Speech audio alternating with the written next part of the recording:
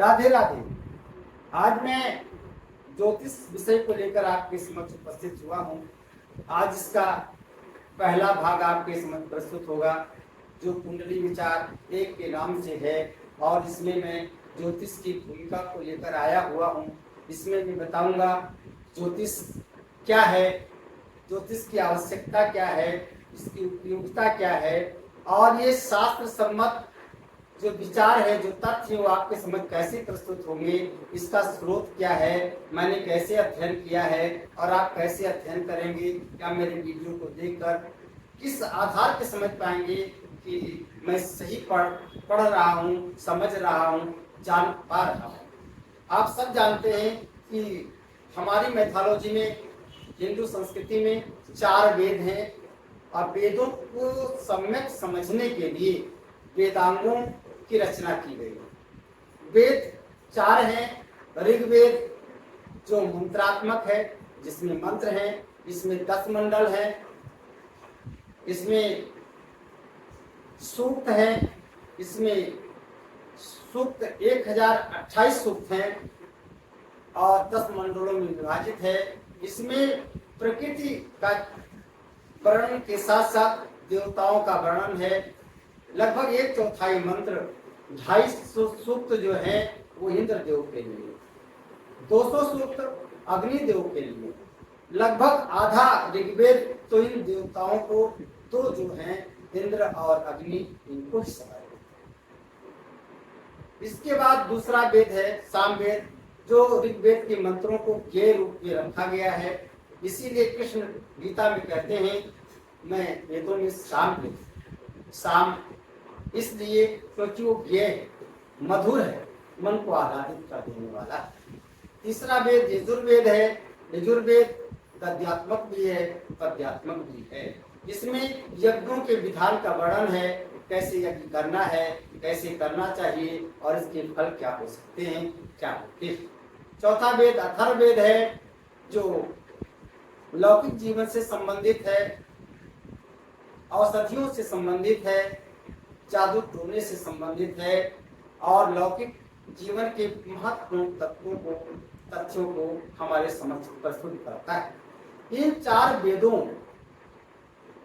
ब्राह्मणों और आर्यणक ग्रंथों को समझने के लिए वेदांगों की रचना की है। ये वेदांग 6 है। एक है शिक्षा। शिक्षा में स्वरों का ज्ञान होता है। तर्क, जिसमें यज्ञों के विधि विधान का पता चलता है। तीसरा है व्याकरण। व्याकरण से शब्दों के निर्माण का पता चलता है, रूपों का पता चलता है, कैसे शुद्ध लिखा जाए, पढ़ा जाए और समझा जाए, इसका विवेचन होता है। चौथा है निरुक्त, जो शब्दों के व्युत्पत्ति से संबंधित है, निघंटु से संबंधित है। ये वेदों के दुरूह शब्दों को भी बड़े आसानी से हमारे समक्ष प्रस्तुत कर देता है। निरुक्त यास्क ने बड़ी अच्छी विवेचना इसकी कर रखी है। 5वां है छंद। छंद, जिस पर पूरा वैदिक साहित्य टिका हुआ है। 7 मुख्य छंद हैं और छंद पर ही वेद रूपी शरीर टिका हुआ है, इसको पाद कहते हैं। छठा है ज्योतिष। ज्योतिष नयन है, नेत्र है वेद पुरुष का। अब आपको वेद पुरुष से संबंधित आप ये समझें कि जो शिक्षा है वो घ्राण है, नाक है, जो कल्प है वो हस्त है, हाथ है, जिसके द्वारा यज्ञ को संपन्न किया जाता है। तीसरा व्याकरण है, जो मुख है, निरुक्त है, श्रोत्र है, कान, छंद पाद है, पैर है, और ज्योतिष नेत्र नयन है। कहा गया है ज्योतिषाम ऐनम चक्षुः। वेद पुरुष का जो शरीर है, इसका नेत्र है ज्योतिष। ज्योतिष से ही हम ग्रहों के चाल को समझते हैं, उनके प्रभाव को समझते हैं। जो मानव के जो जीवन में जो प्रभाव आता है, जो घटनाएं घटती हैं, जिससे वो सुखी और दुखी होता है, उन सारी बातों का पता हमें ज्योतिष से चलता है। ज्योतिष ही सब कुछ प्रदर्शित करता है। पूरा संसार काल के अधीन है। कहा गया है कालाधीन जगत सर्व। और जो ज्योतिष को जान लेता है ना, वो मानो सब कुछ जान लेता है। कहा गया यो ज्योतिषाम वेद सा वेद सर्व। जो ज्योतिष को जानता है वो सब कुछ जान लेता है। आगे की घटनाएं क्या घटने वाली, घटनाएं जो घटनी है वो घटेंगी। लेकिन मान लो बारिश होनी है तो बारिश होगी, लेकिन अगर हम जानते हैं कि बारिश होगी तो छाता का प्रयोग कर सकते हैं, तो भीगने से बच सकते हैं या कम भीग सकते हैं। तो ज्योतिष का महत्व बहुत है। वो अंधकार में दीपक की भांति है जो आपके पथ को आलोकित कर देता है, आपको रास्ता दिखा देता है कि आप इस रास्ते पर जाएंगे तो आपको दुश्वारियां कम होंगी। और एक बात आती है महाभारत के अनुशासन पर्व। अनुशासन पर्व में उमा प्रश्न करती हैं शिव से कि आप ये बताएं कि सब लोग कहते हैं कि मानव जीवन में जो घटनाएं घटती हैं, जो सुख दुख होता है, उसका कर्ता धर्ता ग्रह और नक्षत्र होते हैं। जबकि जो सिद्धांत है हमारा वो कहता है कि जो भी शुभ अशुभ घटता है वो मनुष्य के कर्मों का परिणाम होता है, उसी का परिपाक होता है। और जो ये शरीर जो भोग आयतन है वो उन्हीं कर्मों का भोग करता है जो उसने इस जन्म में किया या पूर्व जन्म में किया। तो शिव जी बड़ा उत्तम उत्तर देते हैं। कहते हैं क्या, नक्षत्राणि ग्रहास्तेव शुभाशुभ वेदकाः मानवानां महाभागे न तु कर्म करा स्वयं। कहते हैं जो ग्रह नक्षत्र हैं वो शुभ अशुभ के केवल निमित्त मात्र हैं, प्रदर्शक मात्र हैं। परिणाम तो जातक के, व्यक्ति के, पुरुष के, मानव के कर्मों का ही होता है। तो जैसा करता है वैसा पाता है। कर्म का फल निश्चित है, देर हो सकती है लेकिन उसको टाला नहीं जा सकता। अगर इस भोग योनि में आपने इन कर्मों को नहीं भोगा तो आने वाले जन्म में आपको भोगना होगा। कर्म 3 प्रकार के कहे गए हैं। एक है क्रियमाण कर्म, एक है संचित कर्म और एक है प्रारब्ध कर्म। क्रियमाण कर्म वो है जो मैं इस जीवन में करता रहता हूँ और जिसको करने में मैं स्वतंत्र हूँ, चाहे सही करूँ या खराब करूँ, सबका परिणाम आपको ही भोगेगा। तो जो क्रियमाण कर्म है उनके फल इस जीवन में भी मिलते हैं और आगे के लिए वो संचित भी होते हैं। तो जो कर्म फल हमें नहीं मिलता है वो संचित होता जाता है ढेर के रूप में, जो अगर इस जन्म में नहीं मिला तो आने वाले जन्म में मिलेगा। और प्रारब्ध कर्म वो है जो हमें बीते हुए जन्मों में करने से मिले हुए, उनका भोग भोगना है। अगर इस जीवन में नहीं भोग पाए तो अगले जीवन को लेना पड़ेगा, हमें जन्म लेना पड़ेगा, आवागमन से मुक्ति नहीं मिलेगी। इसलिए कर्म का नाश होने पर ही मोक्ष की बात कही गई है। इसलिए कर्म फल तो अनिवार्य है और जो शरीर कर्म करता है उसको भोग भोगना। तो जो ज्योतिष है ना वो केवल पथ का काम करता है, दीपक का काम करता है, आपको बताता है कि कब क्या घटने वाला है। हम महादशा से, अंतरदशा से, प्रत्यंतर दशा से, प्राण दशा से, सूक्ष्म दशा से बता देते हैं कि कब इसके जीवन में क्या होने वाला है। और वो जान करके आप अपने शुभ या अशुभ के लिए तैयार हो जाते हैं और इससे आपका जीवन थोड़ा निष्कंटक चलने लगता है। इसलिए ज्योतिष का ज्ञान बहुत आवश्यक है। इस कलयुग में पराशर ऋषि को सबसे अच्छा व्याख्याता माना गया है। इनके जो फलित है ना वो बहुत अच्छे घटित है। तो बृहद पाराशर होराशास्त्र एक ग्रंथ है जिसमें मैत्रेय जी प्रश्न करते हैं पराशर जी से कि आप बताइए इस संसार में जो कर्म फल है वो मिलता है और वो हम कैसे पता चले कि किसको कब क्या मिलने वाला है। तो पराशर जी कहते हैं कि जैसा मैंने ब्रह्मा जी से सुना है इस ज्योतिष के विषय में, वेद नयन के विषय में, वेद चक्षु के विषय में, वो सम्यकता मैं तुम्हें बताता हूँ। वक्ष्यामि, बताऊंगा, वेद नयनम, वेद नयन ज्योतिष को, यथा ब्रह्म मुखाद श्रुतम, ब्रह्म मुखाद श्रुतम, जैसा कि ब्रह्मा जी के मुख से सुना है वैसा मैं तुमको बताऊंगा। फिर आगे बताते हैं कि जो ज्योतिष के 3 अंग हैं वो है, पहला है सिद्धांत स्कंद, या इसको हम गणित कह सकते हैं। ज्योतिष में गणनाएं होती हैं जिसके आधार पर हम सूर्य और चंद्र और अन्य ग्रहों की चाल को देख पाते हैं, तो गणित आना जरूरी है। दूसरा है संहिता स्कंद, जिसमें हम ग्रह नक्षत्रों के बारे में समझते हैं, ब्रह्मांड के विषय में समझते हैं। तीसरा होरा स्कंद है, जातक ग्रंथ है, और ये आजकल बड़ा महत्वपूर्ण है क्योंकि गणनाएं तो कंप्यूटर कर देता है, टेक्नोलॉजी का विषय है, समय भी है और बड़ा शुद्ध गुणा भाग वो कर लेता है। लेकिन होरा जो जातक शास्त्र है ना, उसका सम्यक विवेचन करने के लिए शास्त्रीय दृष्टि होनी चाहिए। होरा शब्द का निर्माण अहोरात्र से हुआ। अहोरात्र मीन्स रात और दिन। अहोरात्र का आ हटा दिया गया और त्रा हटा दिया गया, अर्थात इसका लोप कर दिया गया, और आ और त्रा हटने के बाद होरा बीच का जो अल्फाबेट है वो बचता है। और होरा का मतलब है कि अहोरात्र, जो रोज रोज घटनाएं घटती है, रात दिन घटती है, उनका सम्यक विवेचन ज्योतिष में किया जाता है।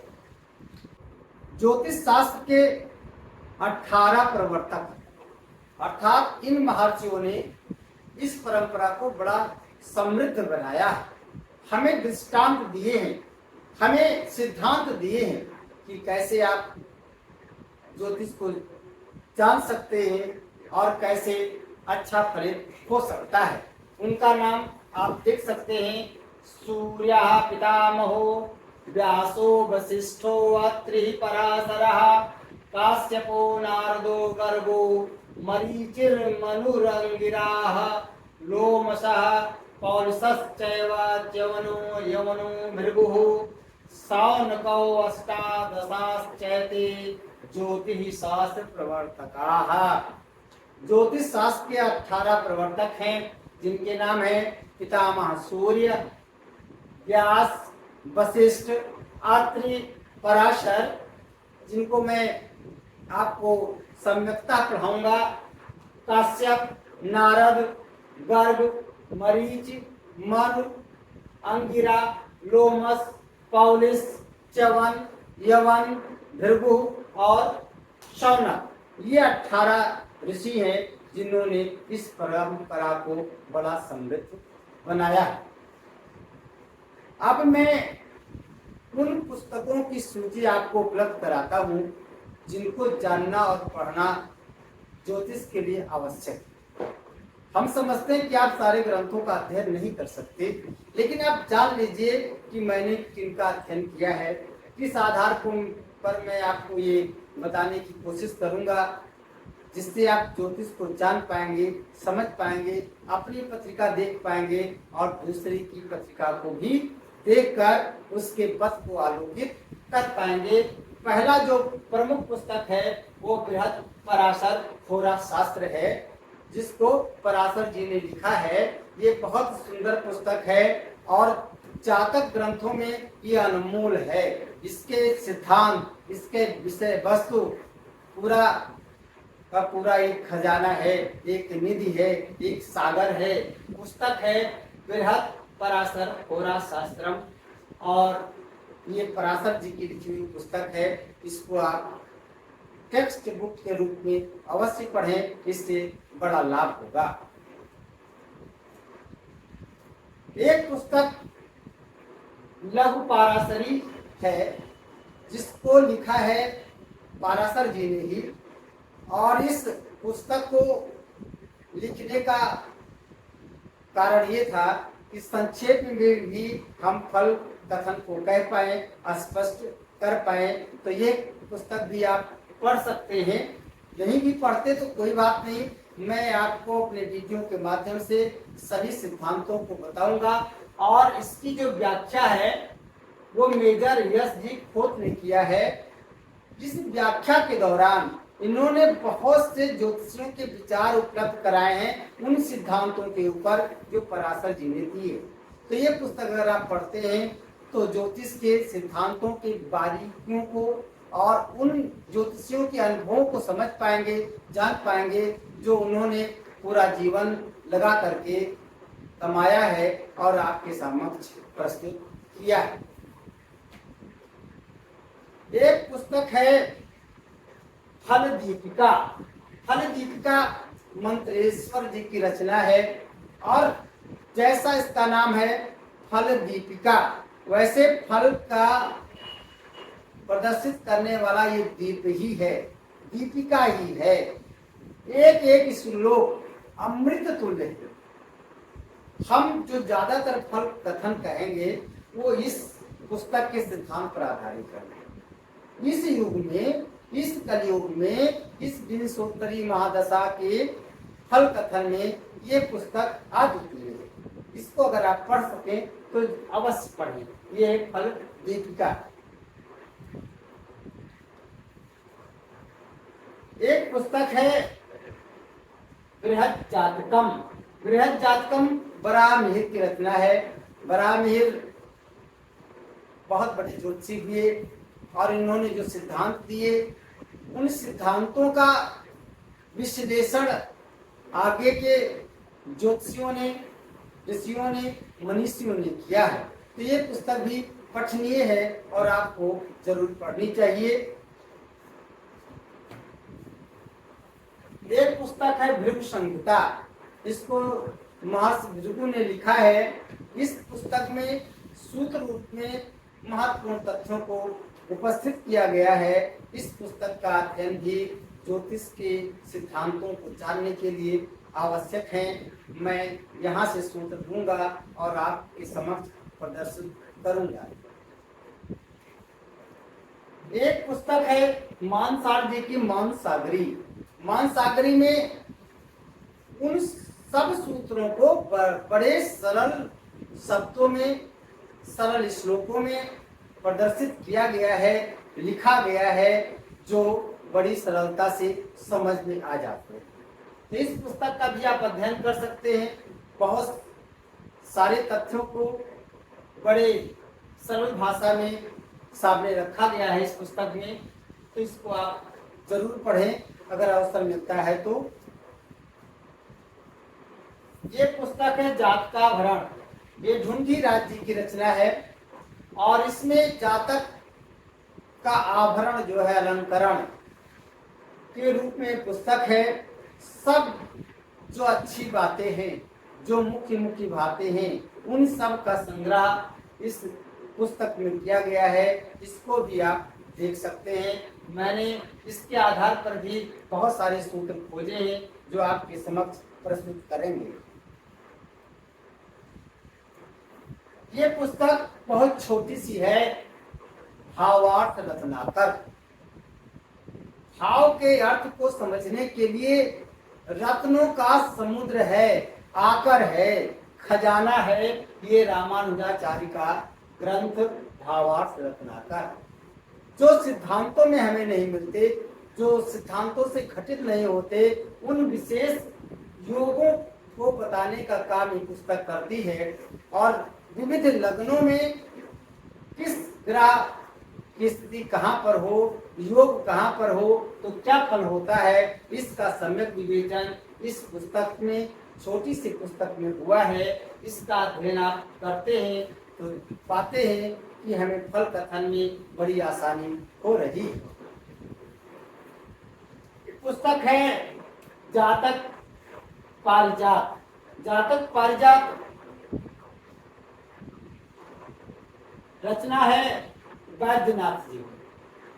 वैद्यनाथ ने सब ग्रंथों से लेकर के मुख्य मुख्य बातों को संग्रहित कर दिया है और अपने शब्दों में बहुत सुंदर श्लोकों में लिखा है।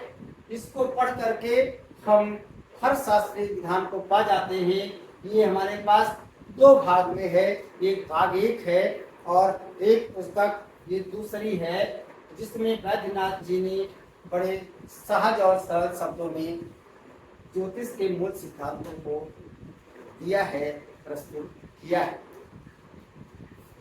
एक वेंकटेश शर्मा जी की पुस्तक है सर्वार्थ चिंतामणि।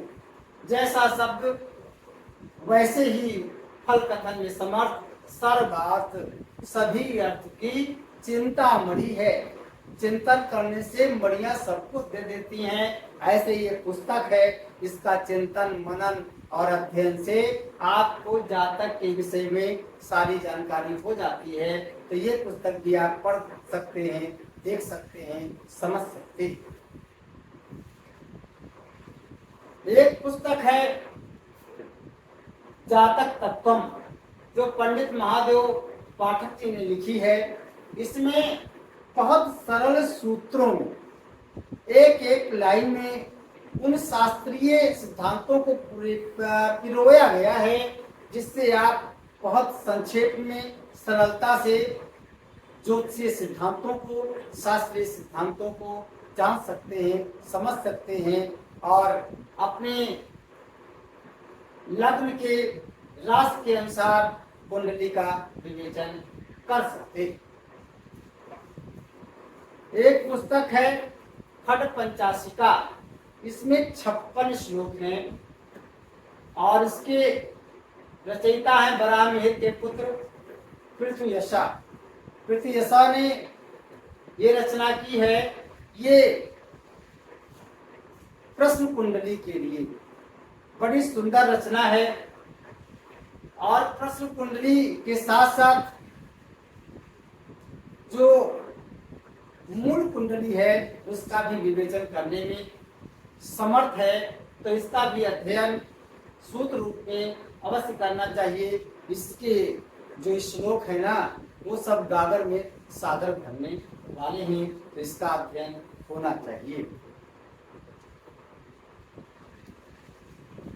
एक पुस्तक है भुवन दीपक, जो जैन कवि पद्म प्रभु सूरी द्वारा रचित है। भुवन दीपक ये भी प्रश्न कुंडली से संबंधित है। जब आप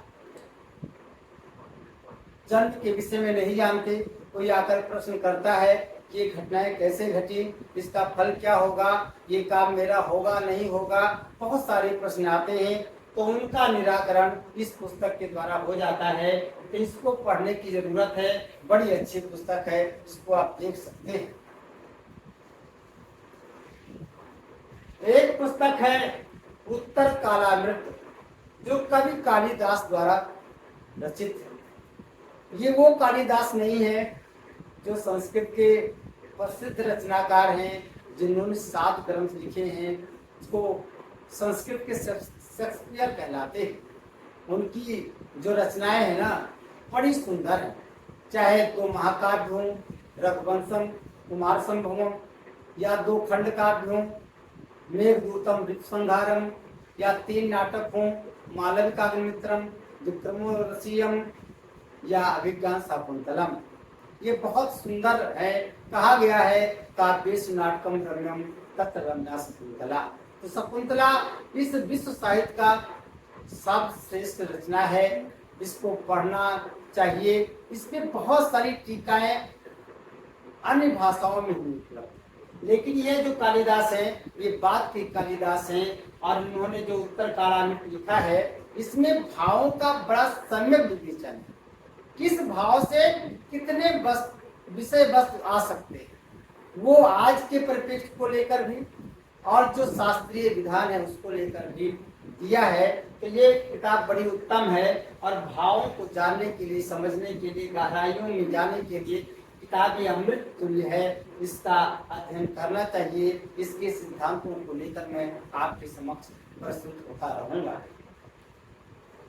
ये बहुत छोटी सी पुस्तक है, जिसका अध्ययन ज्योतिष शास्त्रियों को अवश्य करना चाहिए। ये होड़ा चक्रम।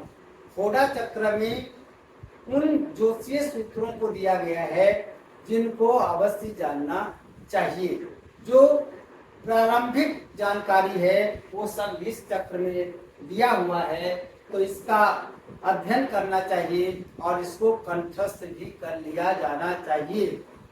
लेकिन मेरे साथ आप पढ़ेंगे तो आप मेरे साथ बने रहिएगा, आपको कंठस्थ करने की जरूरत नहीं है। मैं तो इसलिए बता रहा हूँ कि ये उपयोगी पुस्तक है, अगर आप समझ पाए जान पाए तो और अच्छा होगा, नहीं तो आधारभूत सिद्धांत तो हम आपको देते रहेंगे। ये तो हो गए मूल बुक, शास्त्रीय बुक जिसका मैंने अध्ययन किया है, जाना है, समझा है। कुछ पुस्तकें सहायक पुस्तकें भी हैं जो प्रारंभिक ज्योतिषियों को समझने के लिए उपयोगी हैं, पढ़ना चाहिए। एक है सुगम ज्योतिष प्रवेशिका। ये सुगम ज्योतिष प्रवेशिका गोपेश कुमार ओझा की रचना है। गोपेश जी ने बड़े ही साधारण शब्द गूढ़ विषयों को पिरो रखा है, जो सहज ही ज्योतिष के समझ को हमारे समझ प्रस्तुत कर देता है। तो अगर आपको ज्योतिष जानना है, समझना है, तो सबसे पहले पुस्तक पढ़ी जानी चाहिए सुगम ज्योतिष प्रवेशिका। एक पुस्तक है नक्षत्र विचार। आप जानते हैं, जो हम आपको बताएंगे, जो ज्योतिष जिस पर टिका है, जिस पर फल टिका हुआ है, कोरा टिका हुआ है, उसमें है नक्षत्र। 27 नक्षत्र हैं जो ज्योतिषीय गणना में आते हैं। वैसे एक और है अभिजित, इसको लेकर 28 नक्षत्र हो जाते हैं। लेकिन अभिजित का मुख्य प्रयोग मुहूर्तों में होता है, इसलिए गणना में हम 27 नक्षत्र को लेते हैं। 12 राशियां हैं, उनको लेते हैं। 12 राशियां कौन कौन सी? मेष है, वृष है, मिथुन है, कर्क है, सिंह है, कन्या है, तुला है, वृश्चिक है, धनु है, मकर, कुंभ और मीन। इन राशियों को हम देखते हैं। उसके बाद ग्रहों को देखते हैं। ग्रह हमारे पास 9 ग्रहों की संख्या हमारे पास 9 है। त्रुटि बस लिखने गया था, 9 ग्रह हैं। 9 ग्रह में 7 ग्रह वो हैं जिनको जो घर हैं 12, उसमें स्वामित्व प्राप्त। एक है सूर्य जो आत्मा ही, दूसरा है चंद्रमा, तीसरा मंगल, चौथा बुध, पांचवा बृहस्पति, छठा शुक्र और 7वां शनि। इनको भावेश की संज्ञा में। 2 और ग्रह हैं राहु और केतु, जो छाया ग्रह, इनको स्वामित्व नहीं मिला। इस प्रकार से पूरा जो ज्योतिष है इन 9 ग्रहों से संबंधित है। सारा फलित इनके इर्द गिर्द घूमेगा। 12 भाव इस शरीर को देखने के लिए, समझने के लिए हम 12 भावों को देखते हैं। उसमें कौन सी राशि है, कौन से ग्रह है, कौन बैठा है, कौन स्वामी है, कौन दृष्ट है, कौन युति है, ये सब हम देखते हैं और फिर होरा को आपके समक्ष प्रस्तुत करते हैं। इस पुस्तक को भी आप पढ़ सकते हैं, नक्षत्र विचार, जो त्रिवेदी जी की रचना है, बहुत फेमस है। फिर जब ज्योतिष की बात आएगी तो हम जीवन को दीपक के समान आपके समक्ष जब प्रस्तुत कर रहे हैं तो जीवन में शुभ भी होगा, अशुभ भी होगा। तो शुभ तो सबको अच्छा लगता है, लेकिन अशुभ तो किसी को अच्छा लगता नहीं। तो उसके निवारण के लिए शास्त्र सम्मत जो विधान है उनको आपके समक्ष प्रस्तुत किया जाएगा। और उसके लिए पुस्तक बड़ी अच्छी है, अनिष्ट ग्रह उपचार, जिसमें संग्रह है उन तत्वों का जो शास्त्र सम्मत है, और उसको लिखा है कृष्ण कुमार जी ने। तो इसको भी आप पढ़ सकते हैं, समझ सकते हैं। एक बड़ी अच्छी पुस्तक गीता प्रेस ने निकाली, वो उसका कल्याण अंक है ज्योतिष तत्वांग। इसको आप पढ़ते हैं तो बड़े सहजता से ज्योतिष के सिद्धांतों को समझ पाते हैं, उसके इतिहास को जान पाते हैं, और इसके उपादेयता को भी आपके समक्ष प्रस्तुत किया गया है। तो आप इसको भी पढ़ें, जानें और समझें। बड़ी अच्छी पुस्तक है ज्योतिष तत्वांग। एक पुस्तक जो ज्योतिष को समझने के लिए नेमिचंद शास्त्री जी की है, भारतीय ज्योतिष। इस पुस्तक का अध्ययन हर ज्योतिष शास्त्री को करना चाहिए। एक अच्छी पुस्तक है। एक पुस्तक में ही गागर में सागर के समान सब तत्वों को समाहित करने का प्रयास किया गया है। तो ये पुस्तक पठनीय है और हमें लगता है पढ़ना चाहिए। और एक पुस्तक है देवकी नंदन सिंह की, बड़ी अच्छी पुस्तक है ज्योतिष रत्नाकर। ज्योतिष के रत्नों का ये आकर है, खजाना है। तो ज्योतिष के जो सिद्धांत है उसको सरल हिंदी भाषा में स्पष्ट किया गया है, बताया गया है, उन सूत्रों को दिखाया गया है, सभी जगह से संग्रह करके लिख दिया गया है, जो सामान्य अवबोध के लिए बड़ा हितकारी है। इसको भी आप पढ़ सकते हैं। तो अंत में मैं ये कहूँगा कि आप हमारे साथ ज्योतिष सीखें, समझें और जानें, अपना पथालोकित करें, अपने संबंधियों का करें, और जो आपके पास आए उनको भी देख करके पत्रिका उनकी समस्याओं का समाधान करें। सभी लोग सुखी हों, संपन्न हों, और दुख किसी के भाग में ना आए, ऐसा मैं चाहता हूँ। तो ज्योतिष के माध्यम से ये संभव है कि आप अपने पथ को आलोकित कर लें, अपनी दशा और दिशा को जान पाए, आप क्या कर सकते हैं, क्या करने वाले हैं, या क्या करना आपको चाहिए, ये सब ज्योतिष से पता चलता है।